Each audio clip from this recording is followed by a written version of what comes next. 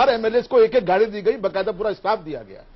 किस बात को वीआईपी कल्चर कह के बार बार अपने मुंह में बड़ा बनने की कोशिश दिखाई जा रही है, मुझे ये समझ में नहीं आता। दिल्ली के लोग, दिल्ली भारत की राजधानी है, इससे जनता को दिल्ली के लोग अच्छी तरह से जानते हैं इस बात के लिए कि किस चीज की जरूरत है, किस चीज की जरूरत नहीं है। शोएब इकबाल जी भी हमारे साथ जुड़े हुए हैं। शोएब इकबाल जी, आपकी क्या टिप्पणी है इस पर? क्या वीआईपी कल्चर आम आदमी पार्टी ने खत्म कर दिया? नहीं, वीआईपी कल्चर दिल्ली में था ही नहीं। ये बड़े दुर्भाग्यपूर्ण की बात है कि उसमें जो जिस तरह से कहा जाता है कि दिल्ली में वीआईपी कल्चर, एमएलए को पास बंगला, फ्लैट, गाड़ी, तमाम चीजों की बात करते हैं, ऐसा मुझे आज तक नजर नहीं आया। 20 साल हो गए मुझको एमएलए बनते हुए, और कांग्रेस और बीजेपी को सबको हराते हुए मैं आ रहा हूं। लेकिन मैं डिप्टी स्पीकर भी रहा दिल्ली विधानसभा का, आज तक मैंने गाड़ी तो बहुत कम यूज। चलिए, आप तो वीआईपी कल्चर को ही नकार रहे हैं, तो गोपाल राय जी की बात वहां पर कहां तक आती है? राहुल देव जी, मैं एक छोटी टिप्पणी आपके विरुद्ध, तो मैं आता हूं समझ आपके पास भी। ये जो तमाम दावे किए जाते हैं कि हम हर किसी से बिल्कुल अलग हैं, क्या राजनीति को बिल्कुल बदल दिया है आम आदमी पार्टी ने इस तरीके से? देखिए, अभी तक जो लग रहा है कि उन्होंने प्रतीकात्मक राजनीति को कुछ ज्यादा ही खींच लिया है। प्रतीकों का एक महत्व है राजनीति में, और एक प्रतीकात्मक उन्होंने अलगाव, अपने को अलग दिखाया, ये उन्होंने सिद्ध किया, इसमें कोई शक नहीं है। मैं इस बहस में नहीं जाऊंगा कि बड़ी गाड़ी, छोटी गाड़ी, व्यावहारिक होने की जरूरत उनको भी कहीं ना कहीं महसूस हुई, इसलिए वो सब हुआ। उन्होंने इसको थोड़ा ज्यादा खींच दिया था। लेकिन मेरा सिर्फ उनको कहना सिर्फ ये है कि आप, मैं इस बहस में नहीं जाऊंगा कि बड़ी गाड़ी, छोटी गाड़ी, व्यावहारिक होने की जरूरत उनको भी कहीं ना कहीं महसूस हुई, इसलिए वो सब हुआ। उन्होंने इसको थोड़ा ज्यादा खींच दिया था। लेकिन मेरा सिर्फ उनको कहना सिर्फ ये है कि आपने ये तो अब तक दिखाया कि आप भ्रष्टाचार से लड़ाई लड़ने की एक लोकप्रिय लड़ाई आप शुरू कर सकते हैं जी, लेकिन आप सुशासन कर सकते हैं, आप लोगों को सुशासन दे सकते हैं। ये सिद्ध करने की जब बारी आई, आपने जिस दिल्ली की जनता को सुशासन देने की और उसकी तमाम समस्याओं को सुलझाकर एक बेहतर शासन देने की जिम्मेदारी को स्वीकार किया था, आपने उसको नहीं निभाया। एक ही मुद्दे पर आपने छोड़ दिया और आप चले गए। एक ज्यादा बड़ी जिम्मेदारी को एक मुद्दे की वजह से आपने छोड़ा। बिल्कुल। इससे पहले कि मैं इस चर्चा को आगे बढ़ाऊं, सुधांशु जी, चूंकि आप हमसे विदा लेने वाले हैं, मैं एक छोटी टिप्पणी आपसे चाहूंगा। क्या आप मानते हैं कि आम आदमी पार्टी की सरकार दरअसल सत्ता छोड़कर भाग गई? क्योंकि भारतीय जनता पार्टी के तमाम नेता यही कह रहे हैं। अगर यही सच है तो आप लोगों ने उन्हें भागने क्यों दिया?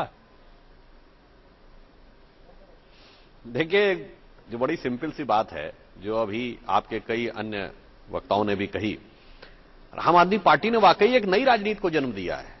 गणतंत्र दिवस जैसे पावन पर्व का राजनीतिक उपयोग, मैं याद दिलाना चाहता हूं, उस इमरजेंसी के दौर में जब पूरे लोकतंत्र को कुचल दिया गया था, तब भी भारतीय जनसंघ या भारतीय जनता पार्टी ने नहीं किया था।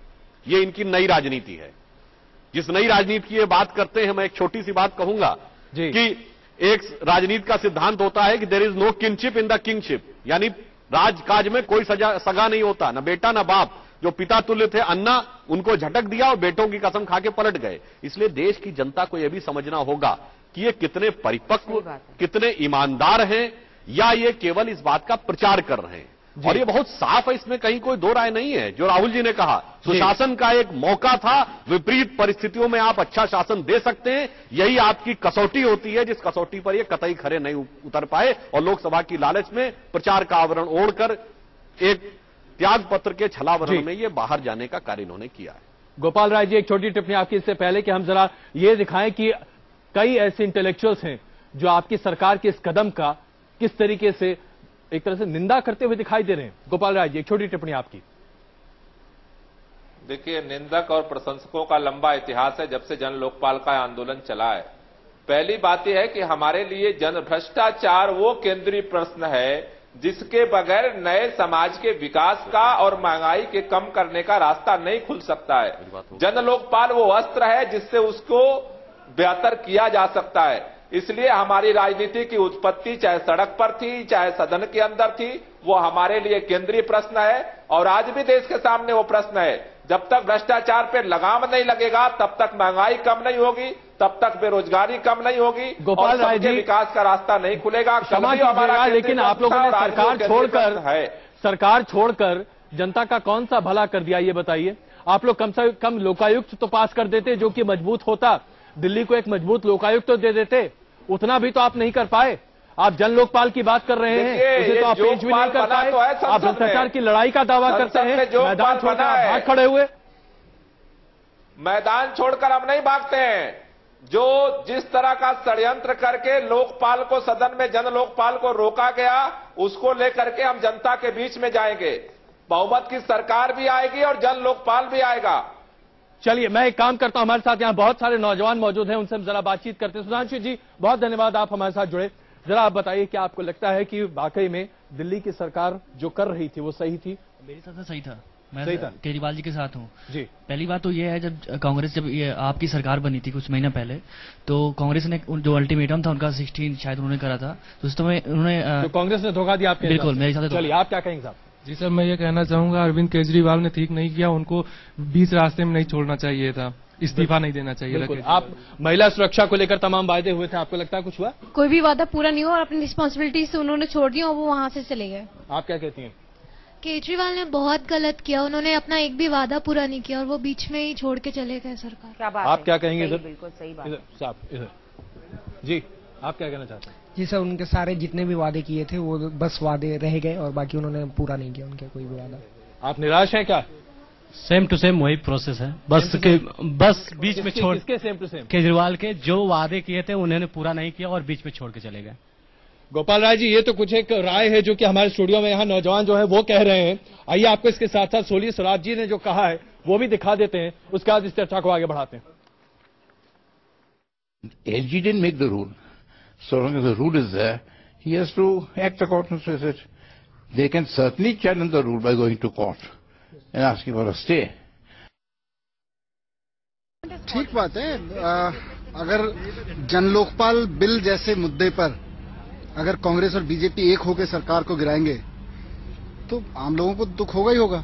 सबको लगेगा कि भाई ये बीजेपी और कांग्रेस जो पिछले कई वर्षों से पर्दे के पीछे खेल खेलते थे, ये सारी चीजें जब जैसे जैसे एक्सपोज होंगी सबको और दुख होगा। और ये राजनीति का एक कड़वा सच है इन लोगों की जो सामने आया।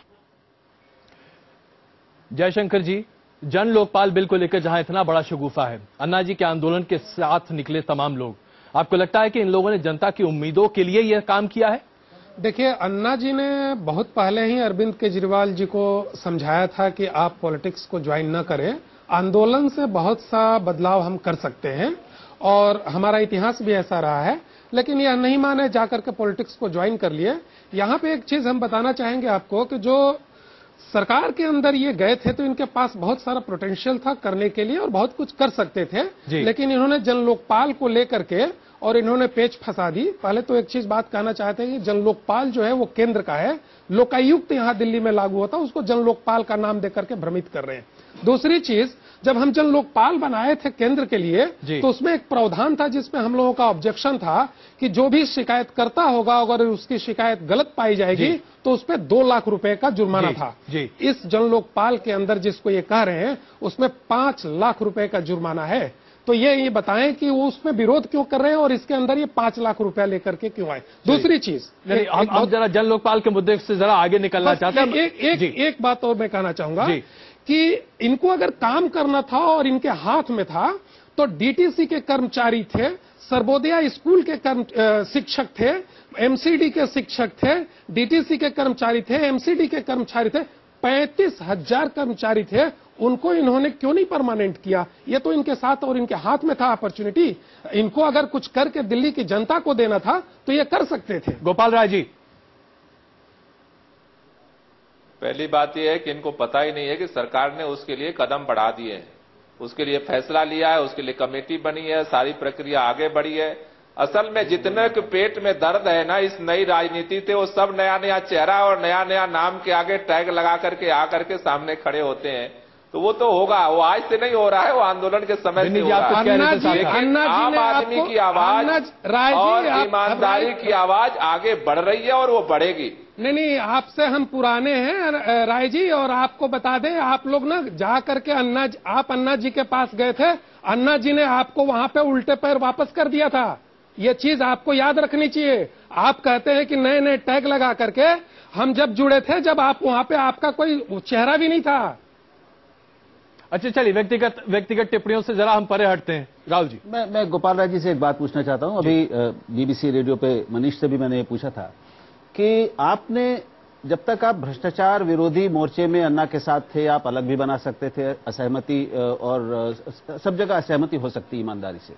आपने जब राजनीति में आप आए और आपने जब जनता के समर्थन को हासिल करके दिल्ली में सरकार बनाने को स्वीकार किया, आपने दिल्ली चलाने की जिम्मेदारी ली, आपने सरकार देने की, सुशासन देने की, उसकी तमाम समस्याओं को हल करने की जिम्मेदारी ली, तो आपने केवल एक मुद्दे को, एक बिल लाने की जिम्मेदारी नहीं ली थी। वो बिल आपके कई मुद्दों में से एक मुद्दा था, केंद्रीय था, ठीक है, लेकिन एकमात्र नहीं था।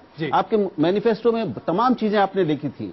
आपके लिए यह संभव था कि आप जन लोकपाल बिल के लिए लड़ते भी, केंद्र से उसको मनवाते भी और बाकी काम भी करते और सुशासन देते दिल्ली की जनता को। आपने ये दोनों काम आप कर सकते थे, लेकिन आप ये शायद शहीद होने की ग्लैमर लेना चाहते थे, उसके लिए आपने ये किया। बिल्कुल। गोपाल राय जी, इसका जवाब आप दें उससे पहले जरा राखी जी बहुत देर से हाथ हिला रही हैं। हाँ बताइए राखी जी, क्या कहना चाहती हैं आप?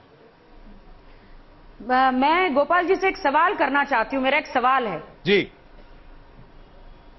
मैं पूछना चाहती हूँ कि सत्ता का इतना भी क्या लालच गोपाल जी, जो आप सीएम की कुर्सी छोड़कर आप लोग पीएम बनने के सपने देख रहे हैं। उन लोगों को, दिल्ली की जनता का आप लोगों ने दिल क्यों तोड़ा, जिन्होंने आपको इतना सपोर्ट किया? इतना भी क्या लालच है सत्ता का? गोपाल राय जी, दो बड़े सवाल आपके सामने। देखिए, पहली बात तो राहुल जी ने जो बात कही है, निश्चित तौर पे जिन मुद्दों को लेकर के हमने इस सरकार को बनाई थी, लोगों के बीच में गए थे, लोगों से हमने राय मांगी थी और लोगों ने हमें इन मुद्दों को लागू करने के लिए, पूरा करने के लिए कहा था कि सरकार बनाइए जब तक समर्थन लोग देते हैं। बिजली को सस्ता करना है, पानी देना है, शिक्षा बेहतर करना है, इसके लिए पैसे चाहिए और पैसा जब तक भ्रष्टाचारियों पर लगाम नहीं लगेगा, फंड नहीं आएगा। इसलिए भ्रष्टाचार पर लगाम लगाने की जो ही हमने पहलकदमी आगे बढ़ाई, कांग्रेस भाजपा जो कहते हैं कि नदी के दो धार हैं, दोनों का ऐसा मिलन हुआ कि 42 का आंकड़ा हमारे खिलाफ जाकर के गोपाल राय जी, बुरा मत मानिएगा, लेकिन आप लोग दरअसल नाक को उल्टे तरीके से पकड़ना चाहते हैं। भ्रष्टाचार अगर यह मुद्दा था तो आप पहले कम से कम स्पष्ट प्रशासन तो देते। आपने प्रशासन की कोई जिम्मेदारी निभाई नहीं, आप जिम्मेदारी निभाना नहीं चाहते और आप कहते हैं कि भ्रष्टाचार तो तब होता जब आपकी कार्रवाई की वजह से कुछ होता।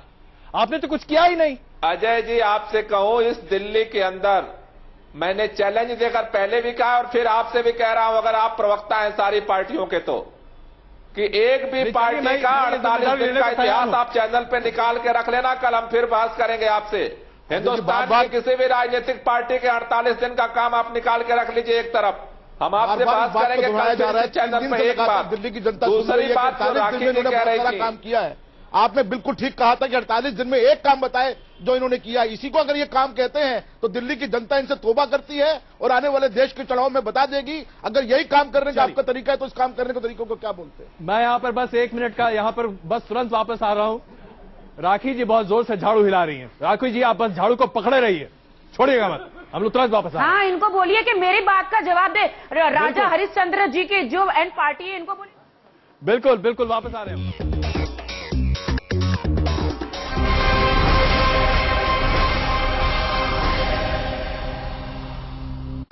ट्रैफिक की भीड़